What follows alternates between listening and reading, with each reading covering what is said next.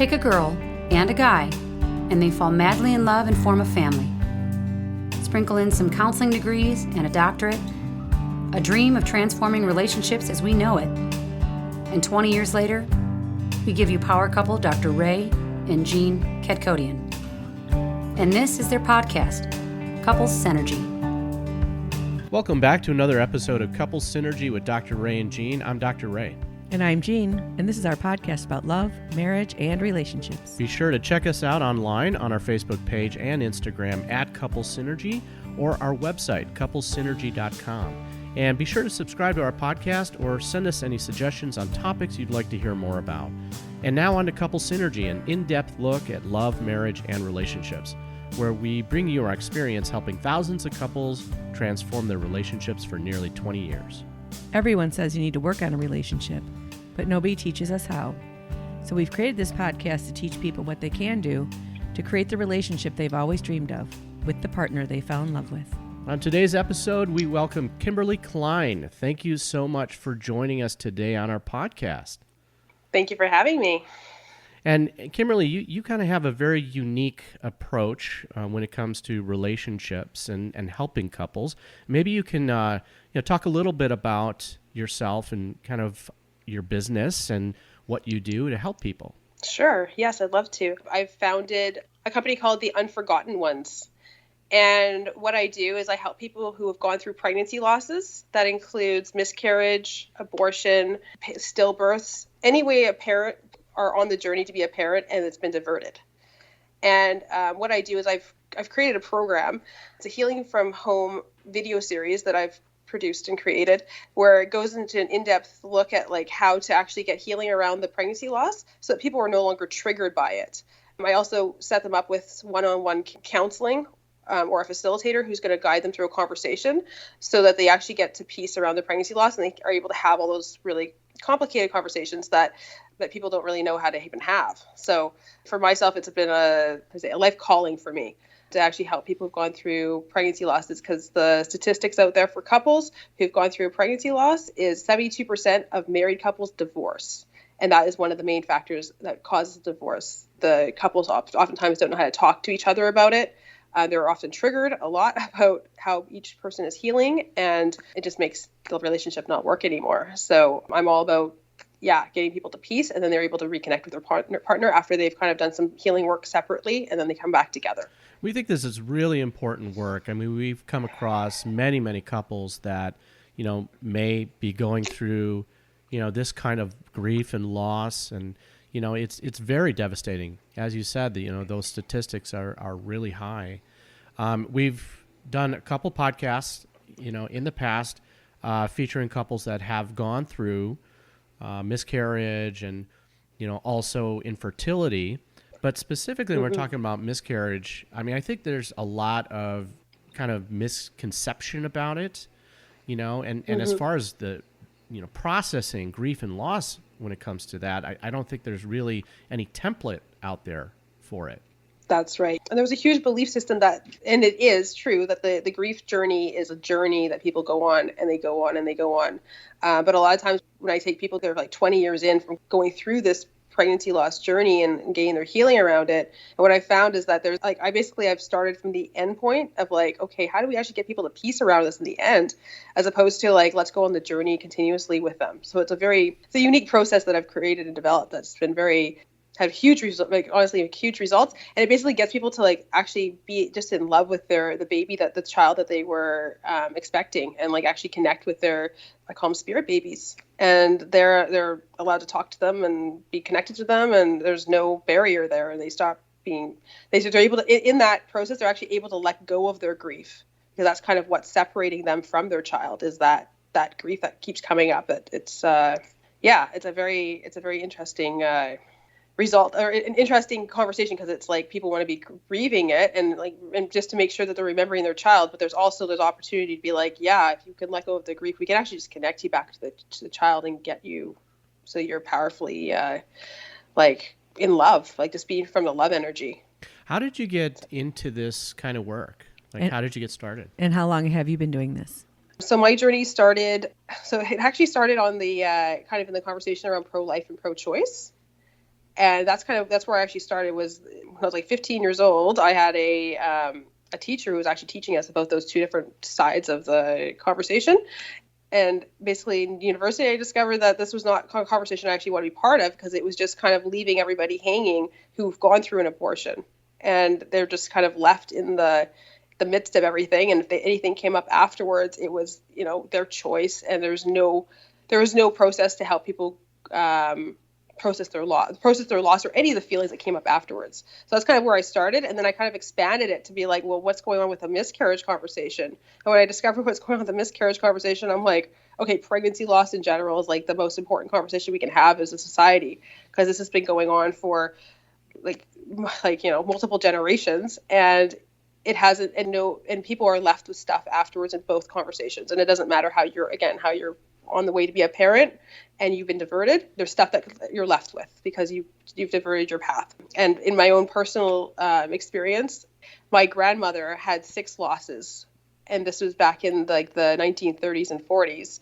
And my dad came into the world with my grandparents having these losses, and it was just this like, there's a lot of trauma, essentially. And from that, that was like, my dad's 72 years old. That was 72 years ago this was happening, and there was no support system back then. And I'm just like, well, I look at now, and we barely have anything out there to actually support couples or mothers and fathers to even go through this, or even know how to go through it, and how to empower like society to even talk about it with people who've gone through it. Like it's just a missing piece that we haven't developed fully yet. And that's what I'm just like, okay, I'm putting up my hand. I've actually never gone through pregnancy loss before, but I'm putting up my hand that I'll do something about it. It's already too late, and we need to start now. Like it's already been in the works for so many years that we need to just do something about it. And we have lots of tools available.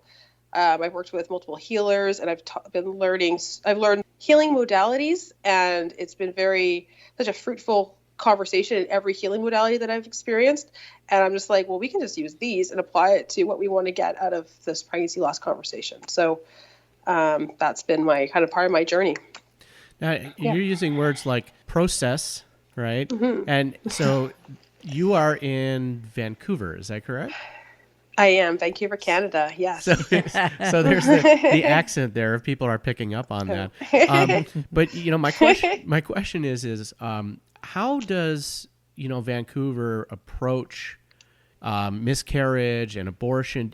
Do you see that there's more support there than other places in the world, would you say? I would say no. No. Honestly, yeah, no, not at all. It's a global.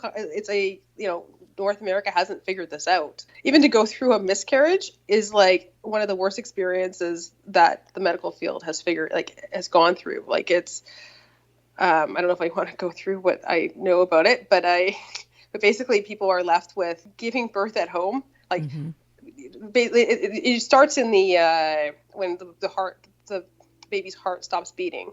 Yeah. And that usually is found out in the ultrasound. And then hopefully the mom and dad are there. But oftentimes the mom is just there. And then she finds out, and then the statement is, oh, the heart's not beating. I'll give you a minute. And then they're just left alone. And then the person has to process like, okay, we have to start the heart again. Like there's a whole conversation of like, what does that mean? And then if the dad's there, it's like, okay, like someone will come in and say, okay, yeah, your heart's not beating and you're going to have to do this. And a lot of times it's miscarriages are happening naturally at home. And that means they point to the dad and to go, okay, you're going to have to support your wife or your spouse or whoever it is. You're going to have to support your partner at home, and this baby needs to come out naturally. And the dad's not equipped. Like this is like the stupidest conversation ever in my mind, in my opinion. I'm like, okay, and then they go home, and then basically the mother has to go through all these labor pains, what they're calling cramps. But it's like there's labor pains, and it depends how far along the mother is. But like I've heard not so good stories about how far along they can be to get this done. And it's like, and this could last for 6 to 8 weeks. Yeah, we just had a couple go through that actually. Yeah, she said that she has a child, she had to drive her child to daycare while she started the process, and then went home, and she said it was more pain, and she had a pretty traumatic birth with her child, and that the miscarriage, because to walk around with your child dead inside of you is got to be very surreal. and then waiting for whatever is going to happen and being in your bathroom for 5 hours or however long it lasts. And the other side of this is that they expect you, like, when you deliver, it's actually like done in the toilet. Yeah. Like that's a lot of them are like letting go in the toilet. And if the doctor is like really, adamant about you going back to the clinic to hand in the baby to see if there's any medical birth defects that have happened, so they can discover like what went wrong with this pregnancy. It's like now you have to get some form of a container. It's all gruesome. Yeah. It's like a container to bring your baby. If it's a weekend, doctor's office not open till Monday. Like put it in the fridge. Like what do you do? Right. It's all bad. I'm like, Yeah. why are we like are we primitive? Like this is ridiculous. Like why do people have to go through this? And like and by like alone or with a partner, or either way, like no medical professionals are there to help. And it's just like it's just very. It's like that itself is the most traumatic experience, let alone you have like you have a dead child and you still have to deal with that, right? Like there's still a whole conversation there of healing, but this is the other side of it. That's I think that the saddest case that we came across was the woman that had to go to term. Remember that the baby had died and she had to go to term with that baby inside of her. The way human beings deal with grief is we have ritual around it. And so when a person dies, we have services and other things. exactly. But when this happens, it's usually so private. It also very similar to losing a pet, where there's not a lot of ritual around it. And so you're kind of stuck with your grief, and nobody else that isn't going through that understands. Definitely, yes. And that is one thing actually I can say is that funeral homes actually do offer services, often for free, at least in Canada. I actually don't know about America, but I'm pretty sure it's a pretty generic thing. But any baby under 2, I believe it is, or basically they can get a pretty box and they can bury it and have a proper ceremony for the child, so that family members can come and say goodbye, and it can be more of a special time to actually like to do that. And not many people know that this exists, so this is the opportunity like to even check that out and see what is available in your own community to see like what do they like.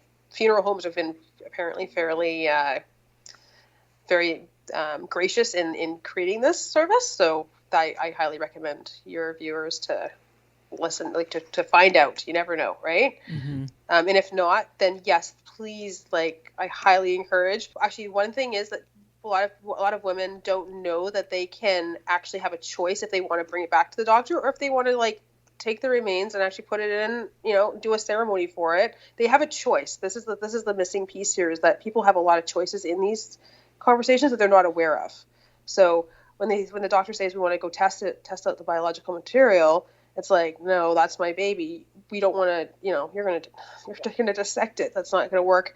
So you have a choice. You can go and say, no, I'm going to do a ceremony for my child, and we're not going to even look at that. We're just going to we're going to respect my baby. I think that's really important. Yeah. Cause I didn't even know that. I didn't know that they have a choice, and, it's important to, I think people just rely on the medical professionals to tell them what to do. Right. But miscarriages have been happening since the, birth of man and woman. And so, I think that we've lost touch with that, right? Of connecting with, grief and loss, and how do we actually process that, at a guttural level, at an instinctual level, right? And we do have a choice on how we want to do that. Exactly. Yes. And I highly, and one of the things that, I know that some couples do is they do create like a box, or like something that they're going to, for them to remember that baby was planned, or like there was a plan to have a baby in the family, and just to have like a keepsake box, and actually like put some, whether it's little baby clothes or little shoes or something like that into a box, just so that you have something to remember it, so that it's always there. And then also to do a ceremony, like a real ceremony, and invite your family and tell them that you had a baby and that you were going to be a mother or a father. That's the one thing that's really powerful in the healing journey is people who've gone through miscarriages, abortions, stillbirths. They don't think they have the right to say that they're a mom or a dad. And that's the missing piece here, is that they can say, hey, I was a mom to this baby. and I miscarried, but it still was my baby and that was mine, and that I'm a mother, and that they can own that. Like that's the key, is they have to owning that. When I'm working with someone who has had one of these experiences in all shapes or forms, I have to go to the spiritual place. We know that our medical doctors have very little information. And so I think that's one of the things that is so disconcerting. And I think people are understanding that now with the coronavirus. And we hear it a lot with people who are dealing with someone who is going through a terminal illness, that they really think doctors know so much, and they really don't. And in particularly when it has anything to do with the sacredness of conceiving a child and attempting to bring someone to life, there's very little information. And when people say, I lost my child through a miscarriage, they have no answers. And I think that's such a difficult thing, which I think that's what you probably work in that way as well, where you have to bring in the spiritual piece, because that life, that soul is part of the bond and the connection. There was a contract, and you are their parent. Totally, 100%. Yeah, that's actually what I bring into the healing process, is to really acknowledge that, and to be like, what do you want to say to your child? What do you have to say? And if you listen, you can hear them. You really get silent and connect with that child. You can actually hear them speak, and they definitely are there to be with you, and they love you unconditionally, and they're just there, and there's no hard feelings. There's nothing like you did this wrong or anything like that. And if you can let go of that, that's the opportunity to let go, that baby does not blaming you for anything at all. They're just pure love. That's what they're spirit, pure love. That's it. And it's so, and it's just the opportunity to connect with that. I have found that fathers, they kind of respond to this much differently than mothers. I don't know if you were finding the same kind of, concept or same kind of phenomenon there, that they kind of minimize it a little bit. They don't really know how to be there for their wives that, are suffering with this and the grief. Like it's something the wife went through, but not the dad. Like they don't really know it. They don't have that tangible child in their arms, and and so because of that, they don't conceptualize it the same. Would you say that's true? It's I don't necessarily think that's completely true. A lot of times the fathers are involved with talking to the babies through the stomachs of the parent, and men often process things different than females, and that's just our genetic makeup basically. But there's something there of the man also has a process to go through. There's something there that he has his own grief that he's dealing with, and the woman's dealing with their own grief, and they don't speak the same language. There's a language barrier, and then that's where people are making decisions from, is that there's a language barrier, and they think they understand each other, but they don't. And it's so, that's where there's a big missing piece there. I think a lot of guys, what they feel is the priority is being there for their wives and being there for them, and they don't know how to, but that supersedes their own feelings, about losing a child. And so they just kind of feel a little bit confused and lost, I should say. Yeah, I definitely agree with that. And the only thing I can say for the men is that I say there's nothing, be there for your wife, and I want to speak to the wives. The wives, there is a process the man has to go through, and it might be on his own. It might be man is built to protect their child and their wife.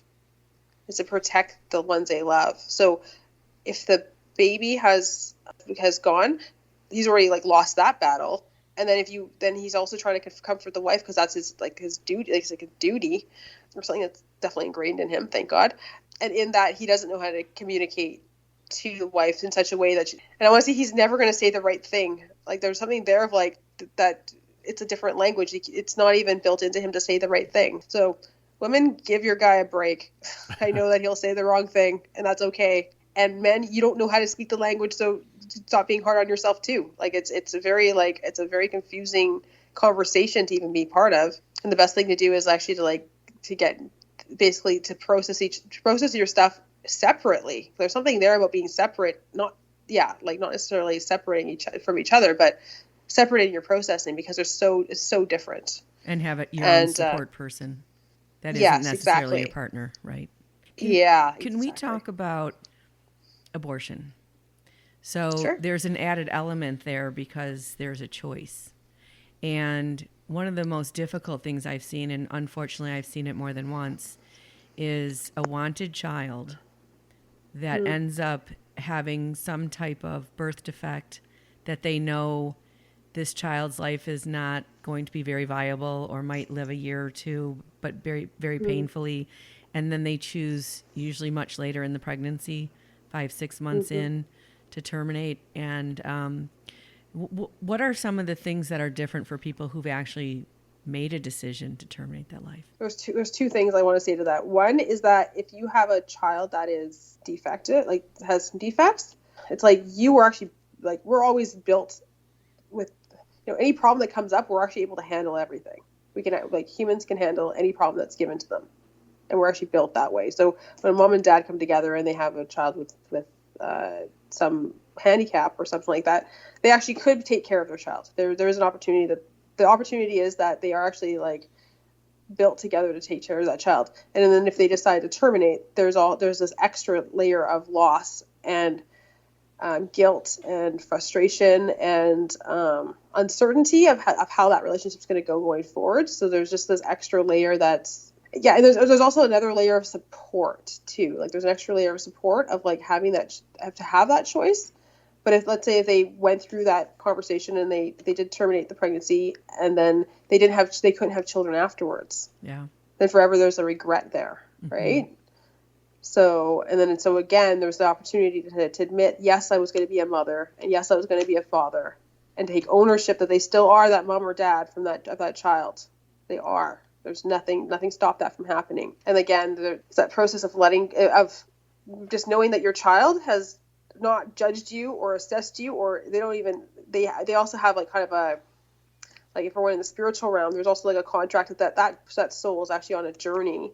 And sometimes, and they have a contract to, like, there's a contract to be part of that person's life for just a split second, or that miscarriage to happen. Like, there's a whole world there that can be created too. But just know that your child is not judging you or assessing you, and that it wants to fill you still with love. It still wants to connect with you. Yeah.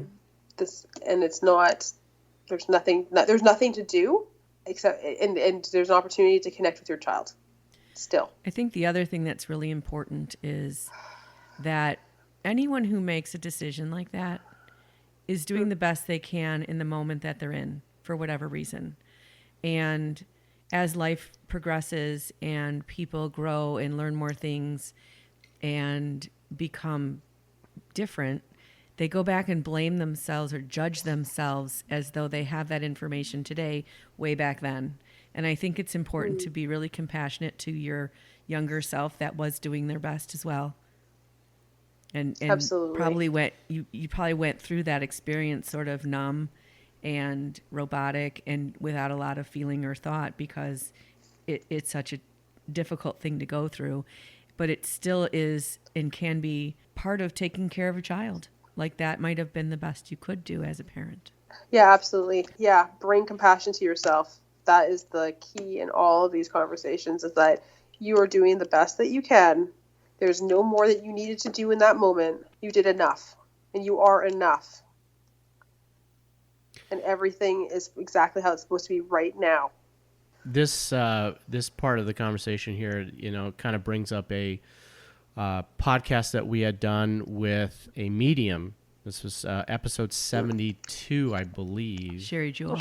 With Sherry Jewell. And, when we were podcasting her, she was able to be here on location. And we had never met her, and we brought her on the podcast, and she was talking about, how she is able to talk to spirit beyond. And in the middle of the podcast, she stopped and she said, I am being told to ask about a baby, and a baby who you have lost, or a baby that was aborted, and it was it's already out there, but it pretty much exposed that when I was very young and I had a girlfriend that we had gone through an abortion. She mentioned that the baby on the other side was saying that I need to let go of the guilt. I need to move on. And it was part of that whole, path that, they were supposed to live, which was just out of the blue. It was something completely just unexpected, but it's really just kind of aligning with what you're talking about here, right? That the soul has a path, and we're not really aware of it. We don't know what that path is. And so, whether there is, a miscarriage or an abortion, you have to be able to move on. You have to be able to let go of that guilt and process that guilt and be able to forgive yourself. Beautiful. Thank you. That was beautiful. Thank you for sharing that. Wow. Yeah, that definitely is exactly in line with how I guide people through my program is literally we're connecting people with their spirit babies, but we're also connecting them with their guides and their angels and everything that's supporting them right now, and getting them on that path, like getting them to understand that everybody's here on earth. We have a contract or some belief, some agreements of what we're going to learn in this lifetime, and this is part of our path. So, and it's also part of that baby's path as well to come in and come out, and they just needed to get that little experience from earth and come and then go back up, and now they're evolved somehow. So you also see that with people who have near-death experiences, and they come back and they said, oh, I met your child that, like it could be a sibling that they didn't know their parents had a child that they lost, and you hear that. So and I know that was really healing for you, that experience, right? Yeah, I had a near-death experience also. So I mean, it's just, yeah. But I mean, you've done it all. What Sherry Jewell said to you Yeah. in saying that baby was able to be fine and that was really healing for him. So Absolutely. we know that's a big component of it. Yeah. What about talking to people who don't have a belief about an afterlife, right? That we are Absolutely. when we die, we're done. How do you approach and help people with that grief, with that belief system? Oh yeah. So and that's the first questions I ask is, what are your belief systems? Because if you're, if they're an atheist versus a Catholic versus like whatever belief systems they have, like I don't judge or care. Like it doesn't matter to me. More like, well, what do you believe in? Do you believe in the universe? If you believe in the universe, it's in you're here and you're on a path to do anything. But the opportunity always is that there's no judgment on the other side, like either way from that baby, and they're not holding on to anything. That you're allowed to let go of your grief. Because if you're going to die, like in that scenario, if you're going to die anyways, and there's nothing at the end, like you can either live with that here on earth, or you can let go of it now and keep going forward on your path, because it's not going to serve anything anyway. There's no greater purpose than... Yeah. You're talking about existentialism, and that's like living in the moment then, right? And yeah, if you're not, why not? If you're going to just carry your grief from one moment to the other, that's just suffering. Exactly. Yes. That is the biggest conversation, is the whole conversation of suffering. Yes. Yeah. And that's actually how I word it. I actually phrase that. I feel like you're picking up a lot of things about me by framing these words into it, like suffering. I'm like, oh, that's exactly how I describe it. It's like we hold on to all this grief and get depression and all these different things, and it's like this is us suffering here on earth. And it's like, and there's a belief system that if you had a miscarriage or you had an abortion, that you should suffer, that you need to go through suffering, right? And there's a conversation of it for it to be a journey. But I've seen people go on this journey for 20 years. And then when I meet them and I help them with that conversation, they're able to let go of the grief and their suffering and connect with their baby in some meaningful way, or like just even connect with them. A weight's been lifted, like such a huge weight that they didn't even know was there, and all their unconscious decisions, or all of their conscious decisions start to change. They when we actually go through a process for them to let go of their grief, they actually start noticing other areas where they've actually set up their life to suffer. Right. Yeah. And I think different. that suffering also, there's another layer where they feel they deserve to be punished. Mm-hmm. Yeah, exactly. And that's, I had one client, she had three abortions, and she went through a process with me where she was able to let go of the grief and the suffering, and connect with those 3 babies, like just wholly and completely. And she just realized that they weren't upset about anything. It was just like part of their path and their journey. And then she started to notice that, well, first of all, when she started getting really connected to them, then other people who died in her life came back to her and started to actually connect with her. So she was able to connect with her ex-husband who died of cancer. And she had the story of, he left me. Yeah. And she was able to get that complete. And he's just like, I want to just love you. And she was able to connect with him. And then another friend came out of the woodworks in that conversation too. And it was just like, and she was filled with all this love. And then she started noticing like where she actually is setting up her life to suffer. And she was running a business, and it was like literally like lifting kegs all day to distribute her products. And she's just like, oh my God, like I'm like I'm a beautiful, powerful woman. And I'm like doing grunt work here. And I've set up my life to do all this grunt work. And this is the way I'm suffering. It's so weird. Like, it's so weird that I do this. And then within like a couple of weeks of going through the processes with her, she was able to go of part of her business. She found since she was able to connect with her guides and her angels and stuff like that. And she was able to be given like guidance of, oh, you can get 90% profit if you do it this way. And there's no lifting. It was just like something so simple. That is so symbolic. I get this image of Atlas, with the weight of the world on his shoulders, right? And so she's just burdened by this weight and carrying it, all the time. And then she was able to release it. Oh, wow, that's fantastic. And she had no idea. She's like, this is such, she's like, I didn't even have anything about it, but she's like, wow, I didn't know. It was unconscious that she's making all these decisions of how she set up her life. So she continuously was suffering. That was the whole conversation. I was like, wow. I like this analogy of suffering that says, or the difference between pain and suffering, that, if you take your hand and you put it in a fire, that's painful. But suffering is when you say, hey, my hand hurts, I need help. And someone says, pull your hand out of the fire. And they say, no, I don't want to change. I just want to feel better. And that's suffering. Where pain is inevitable. We're all going to go through pain, but the suffering is optional. And I think that you cannot, as a human being, do this without help. You have to have a support system, someone to talk to, and probably someone you're not related to, a professional like you, because you can't mind yourself through this. You can't think out of it because you just keep looping, and that looping creates the emotion, the guilt and the shame, and that the I'm not worthy, if it's a miscarriage, that somehow I don't deserve to have this. If it's an abortion, that I've chosen something that I should suffer from.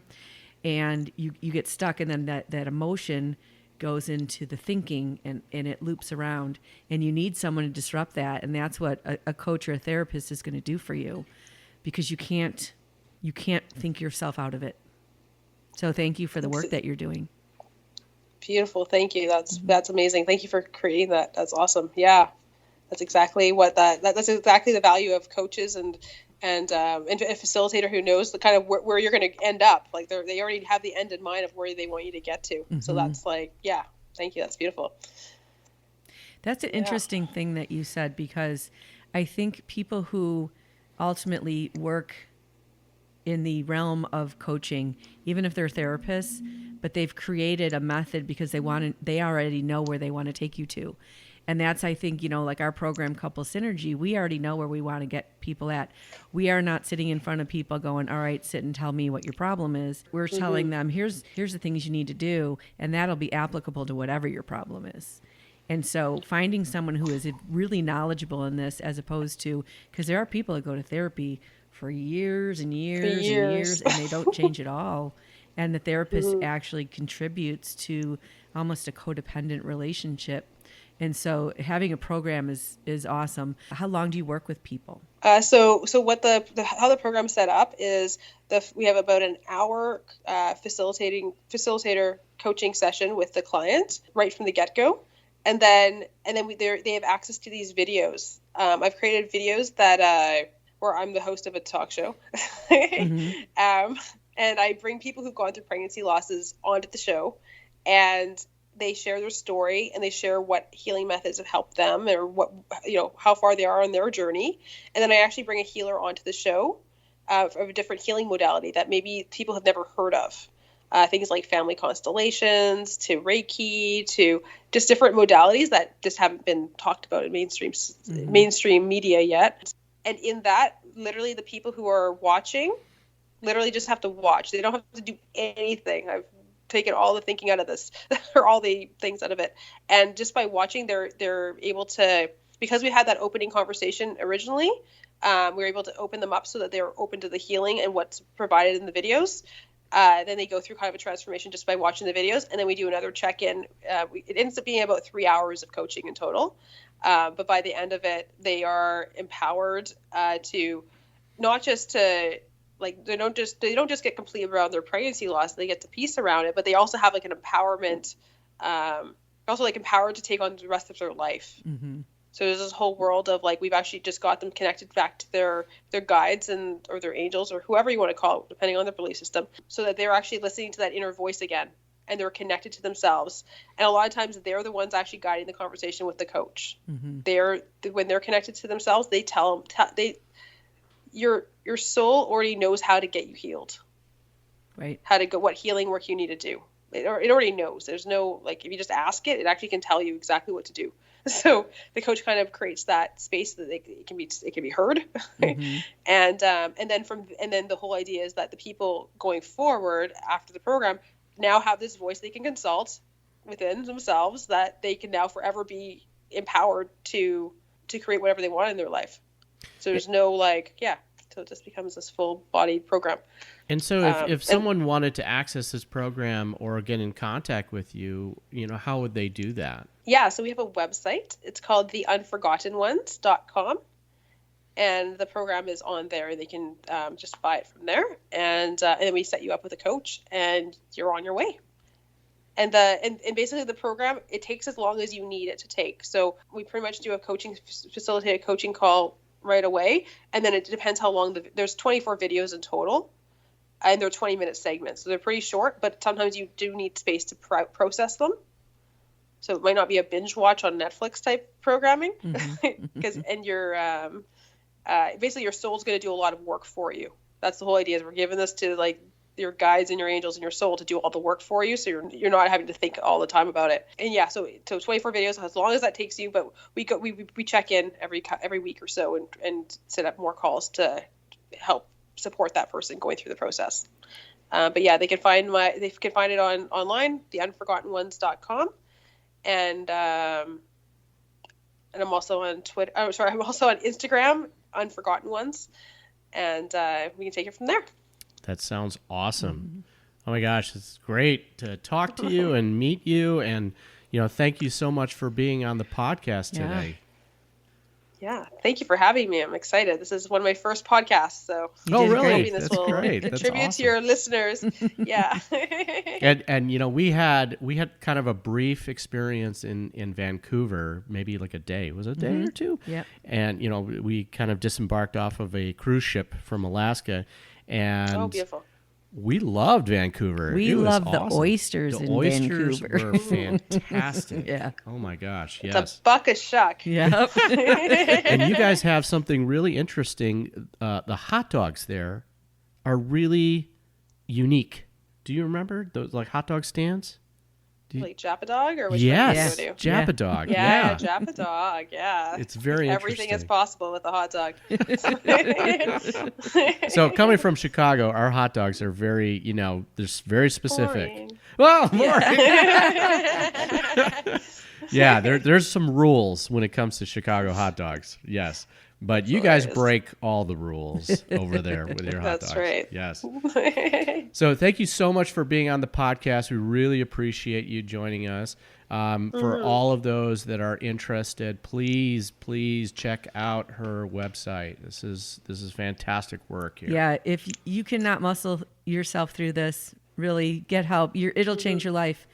Why not do it today? Why wait 20 years for this healing? Because that's what'll happen. You'll just be stuck in it until you get there. Exactly. Thank you guys for having me, and I'm so happy how this whole conversation unfolded, that we really went into some deep conversations about what really on the court, like what actually happens in miscarriages and what people are going through, and how there can be relief at the end of this tunnel. Like it's amazing. Thank you for this conversation. It's beautiful. You're welcome.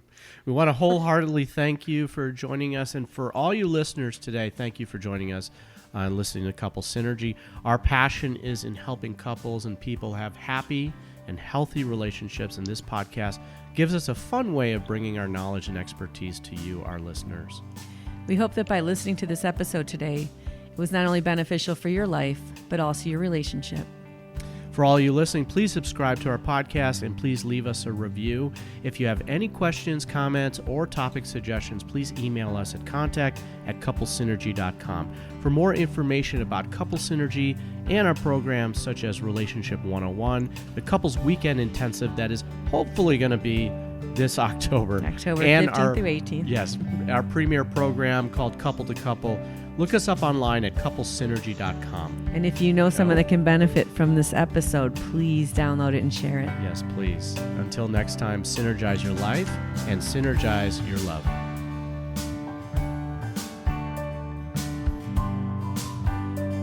You have been listening to Couple Synergy with Dr. Ray and Jean Ketkodian. Couple Synergy was recorded, edited, and produced by Dr. Ray and Jean Ketkodian. Voiceover and music entitled Breathe and Let Go was recorded and composed by Gina Gonzalez.